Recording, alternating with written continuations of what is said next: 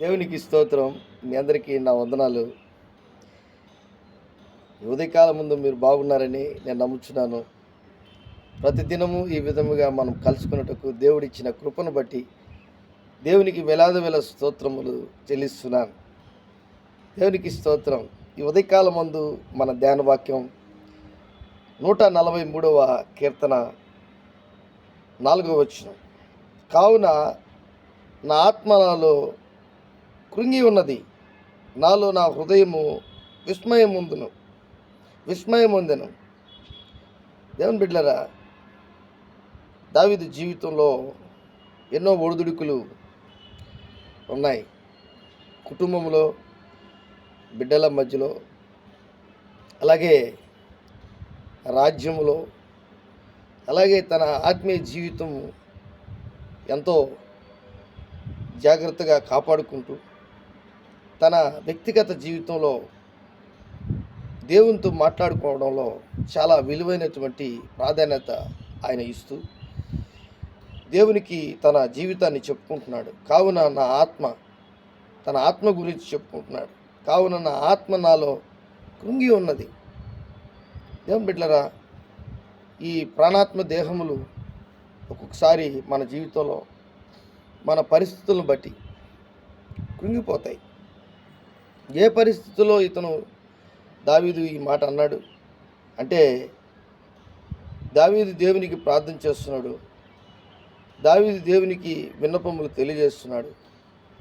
దావీదు దేవుని యొక్క ఉన్నతమైనటువంటి సన్నిధిలో నీతిమంతుడిగా ఎంచబడుటకు ఇష్టపడుతున్నాడు.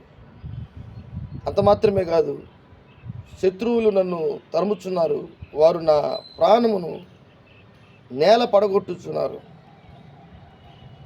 చిరకాలము క్రింద చనిపోయిన వారితో పాటు గాఢాంధకారములో నన్ను నివసింపచేయుచున్నారు.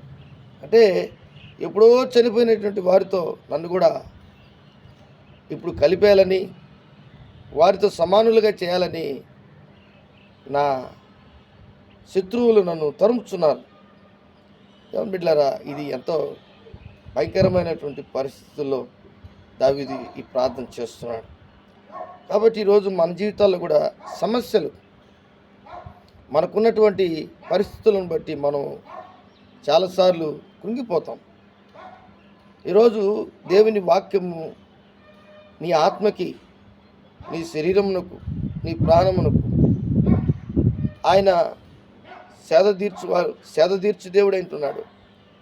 కృంగిపోయినటువంటి నీ ప్రాణమును లేవనెత్తువాడు అంటున్నాడు. ఆయన నీ ప్రాణము, నీలో కృంగిపోయినటువంటి పరిస్థితిని దేవుడు బాగుగా ఎరిగినటువంటి వాడు అంటున్నాడు. అందుకే దావీదు జీవితంలో ఆయన చేయవలసినటువంటి పని ఒకటి ఏంటంటే ప్రార్థన చేస్తున్నాడు. ఎంతోమంది శత్రువులు ఉన్నా, తన జీవితంలో భయము, భీతి, దిగులు, చింత అన్నీ కలిగినటువంటి వాడిగా ఉన్నా, కానీ ఒకటి మాత్రం ఖచ్చితంగా చేస్తున్నాడు. ఏంటంటే అది, దేవుని బిడ్డలారా, ప్రార్థన. కృంగిపోయిన స్థితిలో కూడా ప్రార్థన చేస్తున్నాడు. చూడండి, 142వ కీర్తనలో కూడా ఒక అద్భుతమైనటువంటి గృహలో ప్రార్థన చేస్తున్నాడు. నేను చాలా కృంగి ఉన్నాను, నా మొరకు చెవియొగ్గుము. నన్ను తరుమువారు నాకంటే బలిష్ఠులు,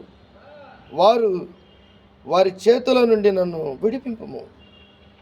ఇటువంటి మాట. నాకంటే బలిష్ఠులు చాలామంది ఉన్నారు, నన్ను తరిమేవారు నాకంటే బలిష్ఠులు, బలం కలిగినటువంటి వారు. నేను చాలా కృంగిపోయినాను.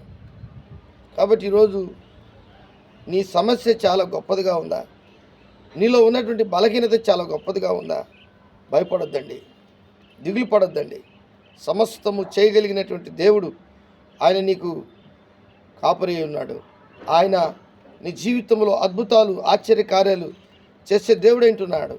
అంత మాత్రమే కాదు, 2వ తిమోతి రాసిన పత్రికలో 4వ అధ్యాయంలో 22వ వచనం, ప్రభువు నీ ఆత్మకు తోడై ఉండునుగాక, కృప మీకు తోడై ఉండునుగాక. ఎటువంటి మాట ఇది? దేవుడు అద్భుతమైనటువంటి పౌలు ద్వారా ఒక మాట చెప్తున్నాడు. ప్రభువు నీ ఆత్మకు తోడై ఉండునుగాక, కృప మీకు తోడైయుండునుగాక. అలాగే పేతురు రాసిన పత్రికలో ఒక అద్భుతమైనటువంటి 1 పేతురు 2వ అధ్యాయము 25వ వచనంలో, మీరు గొర్రెల వలె దారి తప్పిపోతిరి కానీ ఇప్పుడు మీ ఆత్మల కాపరియు అధ్యక్షుడినైన ఆయన వైపుకు మళ్ళీ ఉన్నారు. కాబట్టి మన ఆత్మల కాపరి మన ప్రభువును రక్షకుడైన యేసు. దిగులు పడద్దు, భయపడద్దు. నీ జీవితంలో నీ ఆత్మకు ఆయన కావలి ఉండే దేవుడు అంటున్నాడు. కృంగిపోయినటువంటి నీ జీవితాన్ని లేవనెత్తి దేవుడు అంటున్నాడు. అలాగే ఇంకా మనం కొన్ని విషయాలు ధ్యానించినప్పుడు యోబు గ్రంథంలో 30వ వచనంలో 30వ అధ్యాయంలో 16వ వచనంలో అంటాడు, నా ఆత్మ నాలో కరిగిపోయినది, ఆపద్దినములు నన్ను పట్టుకొని ఉన్నవి. యోబు గురించి మీకు బాగా తెలుసు. ఆయనకు వచ్చిన శ్రమలు, ఆయన బిడ్డల విషయంలో కానీ, అతని ఆస్తి అంతస్తుల విషయంలో కానీ, తన యొక్క జీవితంలో జరిగినటువంటి భయంకరమైనటువంటి భయానకమైనటువంటి పరిస్థితులను బట్టి కానీ ఆయన కృంగిపోయాడు. ఆయన బూడిద పూసుకొని గోనె పట్టు కట్టుకొని ఆయన ఒక వీధిలో ఆయన భయంకరమైనటువంటి శ్రమలు, ఆయనకు ఒళ్ళంతా కురుపులు వచ్చినప్పుడు ఆ కురుపులు చిల్ల పెంకులతో గీక్కుంటూ ఆయన దేవుని యొక్క సన్నిధానంలో ఆలోచిస్తున్నాడు. ఎందుకు ఇలా జరిగింది? కృంగిపోయిన ఆత్మతో నిండి ఉన్నాడు. ఆయన స్నేహితులు వచ్చినా కానీ 7 దినాలు ఆ స్నేహితులు ఏమీ మాట్లాడలేటటువంటి ఆ స్నేహితులతో ఆయన మాట్లాడకుండా, ఆ స్నేహితులు కూడా యోబుతో ఏమీ మాట్లాడలేనటువంటి పరిస్థితిలో ఉన్నారు. అంత భయానకమైన పరిస్థితిలోకి కృంగిపోయాడు యోబు జీవితంలో. అంత ఘోరమైనటువంటి పరిస్థితి. యోబుని చూసి వారు బుడిది పూసుకున్నారు, మట్టి ఎత్తి పోసేసుకున్నారు. ముగ్గురు ఆ స్నేహితులు భయంకరమైనటువంటి పరిస్థితి చూసి 7 దినాలు ఏమీ మాట్లాడలేనటువంటి పరిస్థితి. ప్రియమైనటువంటి దేవుని బిడ్డలారా, ఈరోజు బాగా ఆలోచించండి. నీ జీవితంలో, మనందరి జీవితాల్లో, నీ ఆత్మీయమైనటువంటి పరిస్థితిలో ఏ విధమైనటువంటి పరిస్థితిలో నువ్వు ఉన్నావో ఒకసారి ఆలోచించండి. నీ కష్టాలు వచ్చే బాగానే ఉంది, కృంగిపోవడం బాగానే ఉంది, కానీ దేవుడు నీ ఆత్మకు కావలి ఉంటాడు. కృంగిపోయినటువంటి నీ మనసుకి, కృంగిపోయినటువంటి నీ ఆత్మకు లేవనెత్తువాడు ఆయనే. ధైర్యముగా ఉండు, దేవునికి స్తోత్రం. విడుదలనిచ్చే దేవుడు ఆయనే. సమస్యల గుండా నడుస్తున్నటువంటి వారికి యోబుని తిరిగి ఆయన ఆశీర్వదించాడు, దావీదుని తిరిగి ఆశీర్వదించాడు.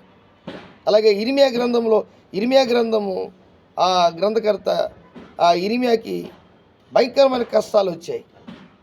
ఇర్మియా గ్రంథములో ఉన్నటువంటి కష్టాలని విలాప వాక్యములో రాశాడు. విలాప వాక్యము 3వ అధ్యాయము 20వ వచనంలో, ఎడతెగక నా ఆత్మ వాటిని జ్ఞాపకము చేసుకుని నాలో కృంగి ఉన్నది.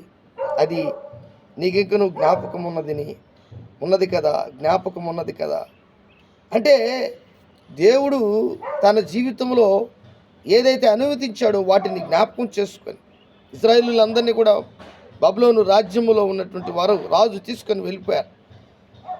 ఇర్మియాని బావిలో వేస్తే కొంతమంది ఆ రాజుకి చెప్తాడు, ఇప్పుడైనా సరే ఆ ఇర్మియా చీకటి బావిలో ఉన్నాడు, భయంకరమైన స్థితిలో ఆయన తీసుకొచ్చి ఆయన ఏం చెప్తాడో ఇజ్రాయేలు రాజుకి కొంతమంది చెప్తే ఆ ఇజ్రాయేలు రాజు చెప్తాడు, ఏందయ్యా మన పరిస్థితి అంటే, నిన్ను ఆ బబులోను రాజు తీసుకెళ్ళిపోతాడని, ఈ రాజ్యం వారికి అప్పగిస్తాడు దేవుడు అని చెప్తాడు.